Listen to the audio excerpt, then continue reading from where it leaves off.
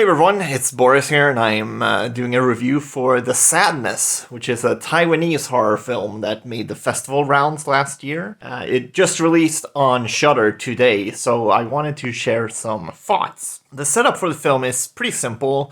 A strange virus that turns people into sadistic murderers starts to spread all throughout the city of Taipei. It's kind of like the rage virus from 28 Days Later, but these quote-unquote zombies are a lot more violent and ruthless.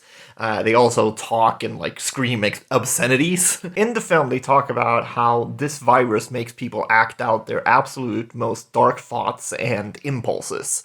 I think it's important to know this going in. This is not a film that holds anything back. But if you're like me and enjoy disturbing films, this will be right up your alley. However, I do think the film's complete lack of subtlety sometimes works as a disservice to the overall experience. A word I kept coming back to while writing this review was messy. And I don't even mean that in a strictly negative way. The movie itself is about chaos and the complete destruction of modern society and what we know as law and order. But it's messy in a lot of other ways too. But I digress. I think I have to talk about the plot for a little bit to explain what I mean. At the center of the story, there is this couple.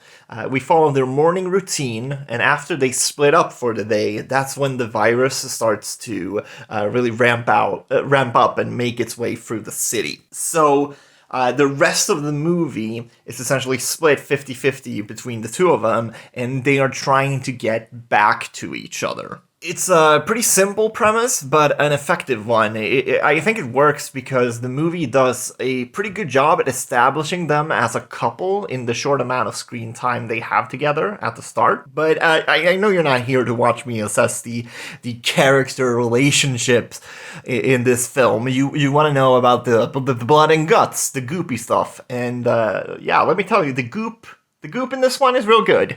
This is one of the most violent films I've seen in the last couple of years. It looked to me like most of the effects were done practically, which you love to see. There's one sequence in particular that takes place in a train cart that I think horror fans will be talking about for a long time. This is one of those sequences that is going to stand out and be one of the best of the year. That scene is, however, fairly early on, and I don't think the film really reaches those heights again. Because at around the half-hour mark, the movie hits a point of no return where it's balls-to-the-wall crazy at all times. And this sort of goes hand in hand with the lack of subtlety I was talking about earlier.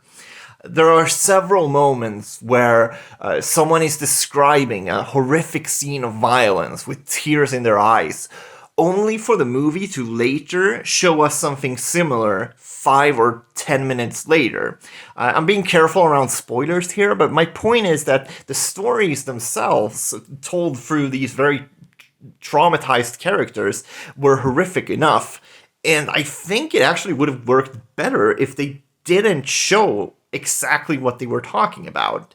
I'm obviously not saying to get rid of all of the gore scenes entirely, because that's crazy in a movie like this, right? This movie sort of lives and breathes on its practical effects. But you don't always have to show and tell. Sometimes you can just show, and sometimes you can just tell.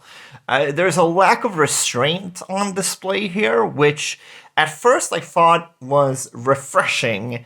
But the movie, it isn't just a fun, gory romp. It tries to have a political message, but I cannot tell you what that message is.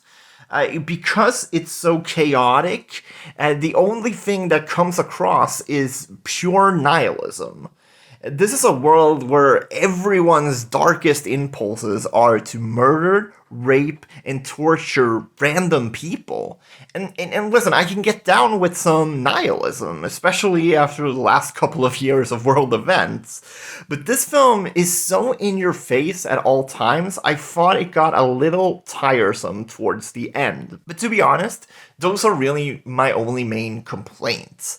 I think this film will satisfy most horror fans who are looking for a bloody time.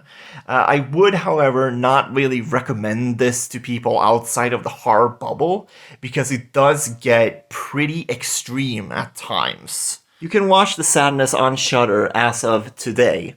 If you liked this review, please consider liking and subscribing. And yeah, I'll talk to you next time.